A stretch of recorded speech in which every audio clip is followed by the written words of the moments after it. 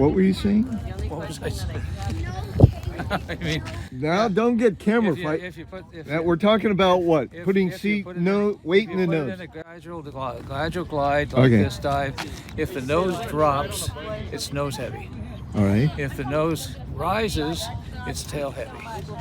You'd like to have somewhere in between. Some people like it where they actually is more heavily tail heavy because that shows thermals even better. Interesting. The idea is you want to be able to come through the air like this so that the airplane shows you the thermal, not a result of somebody running a little bit fast or a little bit slow or whatever, so that the thermal will show up in the airplane. So the issue was like I say, to do like that, put weight on the tail, or build the airplane in such the way that you balance it in such a way. Well, why don't you tell me about this airplane, Bob? What kind of plane is it? 3 meter no. 3 meter no? 2 meter no. 2 meter no. You built this, and I didn't build this. This is the one I've made in years, but I didn't build this particular one. Got it. The problem was this is built. Somebody did a glass fuselage for it, which is not the way they come. A little heavy, though. And the problem was the way it was set up with everything in there. Yeah. It was nose heavy. So I said, okay, let's change it. We'll just add a little weight to the tail. Yeah. Tell us right. What you normally do with a glider like this, you take like a quarter or something like this, and you glide it and so forth, and you keep adding weight, nose or tail, until it does what you want. Then you figure out how much you added, and then you make sure that you actually would add what's necessary, little pieces of lead or something like that on the tail, or take out some of if there's too much lead in the nose or whatever. You adjust the CG the best you can to try to get the CG where it actually is. Pretty much on this type of a flat bottom airfoil, about 40%, 40 to 50% in the balance of the CG value. Well, how do you characterize the Gnome versus, say, the Spirit or the Windward behind it, or some of the other planes? Not a lot different. Each airplane is said that what you want to do is every freaking airplane that you own, you want to go set that airplane up to do what it's supposed to do the best job to help you win a contest in thermal duration. I mean, that's what we used to do with SC squared and things like that. Thermal duration was everything, and the people that were the best to understand thermals and how you set an airplane up was, in our case, we had no idea, was Joe Wirtz. He's still around, you know. Is he still around? Will he come out? Says he just won something to do with the World Championship and so forth, in electric gliding and things like this. And apparently he did it as a part of an American team, which means the sum is that maybe he's moved back here, because he and his wife moved to New Zealand. Oh yeah. And then somebody says, well, he was on the American team. Well, he could still be in the American team, I suppose, because he still has American When you say here, you mean California or United States? Over in the Valley. Oh, in the Valley. Yeah, the Valley Flyers, I think, is one of the main. So, Bob, I never caught your last name. What was your last name? Sliff, S-L-I-F-F. Okay, so you're kind of a fixture here at Harbor Soaring Society for many years. Been around a long time, yeah, since the 60s and 70s. What's your connection with the Gnome? I'm the one that kitted it and so forth. The guy that designed it was a guy named John Luperche. Okay. He did the drawings and stuff like that and so forth, and I made kits of it. We made it. But then the 3 meter Gnome, we did the same sort of thing. We just took it to a machine and blew the thing up a bit and made it a bigger airplane. Now, have these planes been successful in any competitions? Oh, it depends on where you fly. But most of the time, you got to understand, planes themselves are not the foundation for success in competition. It's the pilot. Okay. I watched Joe Wirtz beat anybody. He's got the Gentle Lady or something like this with a very complicated thing. I watched him fly over at El Dorado, over in I think L.A. And he was with no spoilers or anything like that. He was hitting the landing dead on the center every time. Stick time, a lot of stick time. He was a guy that was a pilot. We learned from him how to time. We were doing electric flight and things like this. How to time the legs that you go back and forth. You know how you do that? Let me show you.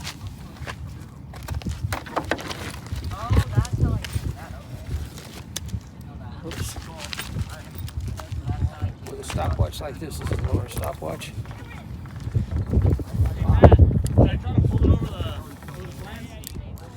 Oh, I think I need a new battery. We have a technical failure here, huh? Yeah, well, the thing has been pretty old, so it's probably need to put a new battery in it. Is this made for model aircraft, or is just a timer? It was actually made by Sanyo or whatever. This Loris, they also did. We have another version of their watch and so forth. It's the one watch that had the idea of you can actually set the timing on this sort of thing. I can't do it here because the Battery's kaput. Battery's kaput. Okay. But the idea was is you would set it like this. It says, okay, we would go like this. We go back and forth and so forth. You have to be able to. Now this F5B was this way. It was also F3E, which is what Joe Wirtz was into. He found out that if you set it up like this, you need to go back and forth as many times as you want. The biggest problem is getting the turn at the far end because you're not down there. Mm-hmm. How do you know when to turn? Well, you can kind of guess at it, which most people do, and things like this. You might have a guy waving or whatever. He did it with a watch. What it is, the thing would go across here. He would set the watch and it would count down to beep, beep, beep, and it would go. What? It has a long beep on the last one, and when you hear that long beep, that's when you turn. You do it totally by the watch, not by persons. Really? And Joe Wirtz figured that out, and we won the world championship a couple of times simply because of that. Who And the did Europeans never figured it out. You mean this club or the United States won the world champion? The United States, well, Joe Wirtz won the world championship more than once in F3B, which is gliding, things like this, you know, off a winch and so forth. And he won the champion. Our guys won the championship, I think, 2 or 3 times, doing it in electric powered. That's F5B, is what it's called. Okay. So tell me about your experience here at Harbor Soaring Society. You're flying, or the Gnome, or some of the guys you've known. I don't know. It's been forever. I don't remember most of it. We were doing it back in the 1960s. Who's we? Who was doing that? Well, I mean, I started a business and things like this, and I did gas models before that, and things like that. Even What worked kind of for Hobby gas Shack. model? Hobby Shack stuff, you know. Really? Yeah. You built some of the kids for I them? worked for Hobby Shack. Oh, you for did? 2.5 years. Really? The one in Fountain Valley? No, the one in Buena Park. Buena Park. Okay. Before they'd established Fountain Valley. So I see. And I did that, and then I got some of the people that I worked for me were heavy into gliders. So I'd never been a glider, I always a gas pilot, gas pilot. I'm heavy into gliders. We started doing this sort of thing and going to various places, slope soaring and stuff like this. And the idea is that we were basically like doing gliders. It was a challenge. That's where we found out the issue is the challenge is not with gas models so much because you simply have a gas engine. Most people don't even have any idea how to set their airplane up. But if you're going to do gliding, you got to figure out how to make the glider do the best you can, and that means learn how to do so, like sailing and so forth. Learn how to utilize the air and the function of the airplane and so forth to get the most out of it that you can. You know, you can design an airplane for speed. We had airplanes like the electric-powered airplanes that would do over 200 miles an hour. Did you? With the motors running and so forth. Do you favor electric power over gliders, or what do you favor? I like electric power because it's simple. I don't have to have any. You're a trader. You can't say that. You like gliders, right? Gliders. Well, put it this way: how you get to altitude is an issue. Well, You know, somebody says, we "Oh, do you shouldn't have be doing, you a shouldn't be doing winch." this. You should have somebody pulling it by hand." We have, they have world competition by hand launch glider, where it isn't basically this one way. The other is to do it by towing, but by hand towing. Hand towing, not with another aircraft, but having someone run. 1 or 2 guys out there at the far end with a line. What do you say, Dean? Bungee launch is a lot more relaxing. Is it? What do you attribute that to? I don't know, it just, I don't know, just being able to kind of take the load on or off the plane just with the elevator. Yeah.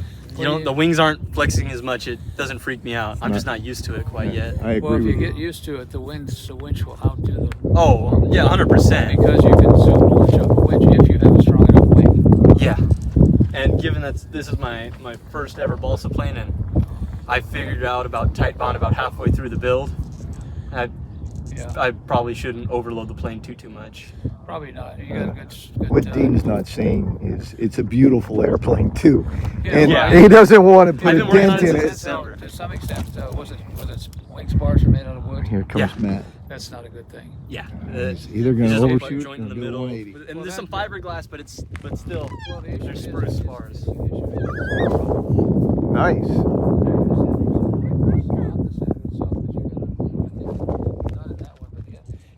So you got a solid piece of metal through the middle. That one has a metal wing joiner, Right. yes. And that kind of takes care of it. In fact, the biggest problem is where the wing joiner ends, where the piece of tubing ends. That's where it'll break. Yeah. And the issue is if you're going to have a wood wing, what the best thing we found over time is to find carbon fiber layer stuff that's like a 32nd of an inch thick and so forth that you can layer on top of that spar. Okay. Especially on the top one, but top and bottom. That'll keep it from flexing and actually breaking right at that high strength point where the joiner actually quits. I mean, that's the same thing with this too. This has a piece of plywood that goes out to about here in both sides. But the issue is you got to make sure that you're strong at the end of the piece of plywood, because that's where it will break if you don't have the right kind of wing spars and so forth. And also make sure that your shear webs are really solid. Yeah, if because that one's like a kind of I-beam sort of thing with the shear web. That one is just half the there's a notch in the ribs and they just slide in, so there's nothing on the top. Shear web at all. Yeah. Yeah, right. Yeah, I'm building a wing that's all shear web that has the Now, these spruce things on the here, top this and the bottom. uses an 8 by quarter spar with quarter inch shear webs. So the shear webs are completely into the spar, under the top and the bottom cap and things like this. The issue was, as we found out with the problems with spars these days, that spruce is so bad that you can't get good spruce. So you need some way to strengthen it up, and that's what the carbon fiber can do. Though the kits will not come with carbon fiber, you got to go find a company that. Yeah, and I put some carbon toe under the where the inner panels turn into the tip panels. I put some carbon toe in there. Well, that'll help keep it together in crash, but it probably won't help you in a zoom launch and so forth. Yeah, and Too far out. I wouldn't But do the it. idea was is to make sure you get carbon toe all the way, especially if it's a wing that doesn't come apart. So the issue is trying to make it strong enough to withstand the strongest launch that winch can give, under 12 volts. And if it's done right, you can do that. You can do that with any of these if you have the right kind of setup on the spars and so forth. So, see, the idea was is that we found out the idea is what you call, if you're going to do thermal aeration, the best thing you want to get out of your launches is zoom. You know what a zoom launch is? Just okay. Would you like extend the? Yeah. In other words, you're going up like this, and you get past a certain point, you're almost over the turnaround out there. You level it out, and what you do when you level it out, you give the winch the full pedal, and you dive a little bit, and you build up speed, and then let up on the winch, and then you pop off. Okay, that makes sense. And that gives you extra altitude. So that's something to work on. But good strong airplane is what you're going to need for that. You can't do that with the wind drifters. I mean the simple airplanes, like with the simple spars and so forth. That's why those kind of are really good with little simple high starts and things like that. Bob, I thought you were shy, No, I'm not. but you've been talking for 13 minutes I now. get carried away, especially when the battery goes bad. Yeah. I gotta go open it up and see what battery it takes. I have a couple of these. There's another one somewhere at home too. Because we used to have for the F5B stuff, we needed 2 of these. And 2 people there, both each one using it, helping the flyer and the flyer end. One of them counting the time going to the far end to make the turn, which is a leg back and forth. And the other one keeping track of the time of how long they climb and stuff like this and so forth. And the difference in that, if it's done right, we've done it at least in 2 cases. I remember when I was in Australia, that was the first time we won the World Championships. That was Jerry Bridgman from here. And the other one, we went to Germany, and it was Tom Pills, who also lives in LA over here and so forth. He won the World Championships there too. And we used the same technology with these watches and so forth. And it turns out the reason we did well enough is because the Europeans never figured out what we were doing. How did we learn how to do this? Joe Wertz taught us. You don't know Joe Wertz, probably. No. He's probably one of the most fundamental, knowledgeable people in thermal duration world stuff in the world. He's getting pretty old now and so forth, but he involved the idea of some of the early issues of how American teams can do well in gliding against European competition, because the rules in gliding are basically all European. They're the ones that set up the rules. We don't. We do other stuff and so forth, it turns out. But he was good at it. I'm still wondering. I'd like to find out if he might have moved back to L.A. because his wife and he decided to move to New Zealand. I think she got to the point she didn't like LA anymore and so forth. He was an engineer, I think, at Lockheed or someplace like that and so forth. But he also loved gliding and model gliding and so forth. And actually, there's one wonderful little video that you can find on YouTube if you go look for Joe Wertz. It's how to do well with thermal gliding, and it was about I think it's either half hour or an hour episode done right here. He was standing right here talking about how you find thermals in this area. I'm going to look that up, put it on the website. Look at how he did it. It was a number of years ago and so forth, but I've seen it semi-recently by accident, simply by the fact I somehow typed his name into YouTube and so forth, and it came out. So yeah, he used to write regularly in what was it? There was a Soaring Digest. Oh yeah. There was Soaring Digest. He used to write stuff regularly in there too. His analysis of things that he did and so forth. Because he was a guy that liked this sort of stuff. This is his hobby. His job as an engineer was another thing altogether. So he's both the person who understood airfoils and all kinds of stuff. Things of this nature. He designed a lot of the airplanes, and he was one of the best flyers too. The idea was, it turns out if you're going to a big contest and you know Joe Wertz and he goes with you, take him as your caller. He will call the thermals. He will tell you what to do. Just do what he says and you probably win the contest. That's cool. Even more often than he wins them himself. Because he was that good at that sort of thing. Dean and Bob, we're going to wrap on this part Okay, one. This will be a part one. And next week we'll do another one. Oh, well. Thanks, guys. Yeah. So you went down to Torrey Pines too? Yeah, that with was Larry Jolly and who else? Well, Larry Jolly was the guy that worked for Hobby Shack with me too over time. He was a modeler where his father was a modeler and things like this. He came from Santa Ana. But what we find, there was clubs all over our basin here and so forth, even out in the desert, even further away and so forth, like up in the northern part of our area, things like this. And we had contests, like there was probably a contest, at least 8 contests a year, coming one each month at various locations. Are you saying SC squared contest, or what kind of contest? SC squared, yeah. Southern California Soaring Clubs, that's what SC squared means. And then what type of gliders, and how would this contest? They were normally thermal duration. You could have competition. And then a spot landing. Originally, not too many airplanes were anything other than the type of wood airplanes we take for granted. But things started to advance with better flyers and better people and things like this, especially with the advent of stuff being brought in from Eastern Europe. Okay. The ready-to-fly airplanes that you can pay a lot, like the stuff you saw out here today. Yeah. These guys that have these airplanes, they paid a lot of money for those because they were probably made in the Czech Republic or someplace like that. Or either Czech Republic or Ukraine. There was a guy in Ukraine making some wonderful models and so forth that, as far as we know, because of the war in Ukraine, he doesn't exist anymore. Oh, that's sad. That's really sad. So these are the things you kind of find. But basically, no, the earliest days, in some cases, we've actually had competitions where they actually have 2 classes. One of the classes can be wood only, the other class is anything else. Now, who were the big flyers back in the days? Names that we would recognize. I'm trying to think. There a lot of names don't come to my mind right now. I mean, there was guys that were really good flyers from the Valley Flyers and things like this from the San Fernando area, as well as we had people here that were pretty good. Ross Thomas, remember? Ross was never good. He was never good? No. We're going to edit that part. Yeah, I mean, he's a good thermal flyer, but he couldn't land. Because he had a problem controlling the airplane. He couldn't figure out how to control it with landing speed. So he was always missing landings and things like this. But he loved it. He loved doing it. Yeah. There's no question about that.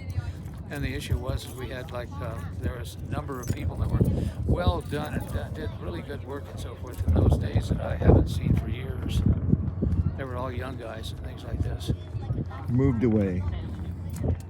Either that, or they just got the one guy. He got mixed up in the business in the company they were working for, and I don't know what happened to him as a result. He worked for what is it? One of the basic companies that engages in that does copy things and so forth like this. Oh yeah. Okay. And, but he was We really have good. Bruce Schaefer here. Yeah, Bruce has and been around Irv a long time. Zabo or They go all whatever. the way back to. Yeah, they go way back. But Yeah. we've had a couple guys come today from SC Squared. I didn't catch their name, but they're gonna. Yeah, I think they're gonna try and resurrect The it. one guy that was actually throwing the handle. Yeah, on yeah, the yeah. glider. Do you know who that was? No, I don't. Okay. SC Squared is a lot of different clubs and so forth. I mean, the guys who were involved here, we had a guy, like you say, John Lupice, who was a guy who worked for Hobby Shack and things like this, and he liked gliding. He hung out with the guys out in Riverside too.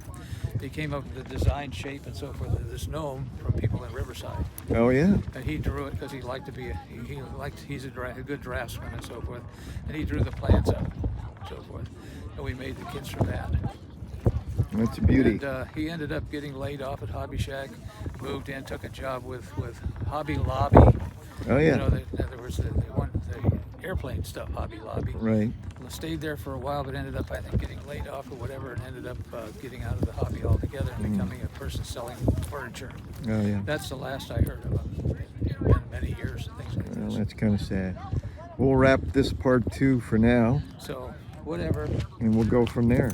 Thanks, Bob. So, yeah.